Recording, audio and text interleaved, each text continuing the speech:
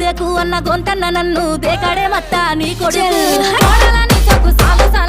అందుకే దేకలే నా కొడుకు సల్ల సల్లాగున్న ఆ సందులాసి వట్టడే మత్త నీ కొడుకు అయ్యో సీకటేలయ్యింది సందులో నా సలి అట్టెట్ట పడతాడే నా కొడుకు అయ్యో ముట్టడెందే చెయ్యి వట్టడెందే అంత నీ కొడుకు అట్టెట్ట చేస్తాడెందే అంత దేకు దేకు అన్న గొంతన్న నన్ను దేకడే మత్త నీ కొడుకు అయ్యో కోడలని సొక్కు సాలు సలాయనే అందుకే దేకలే నా కొడుకు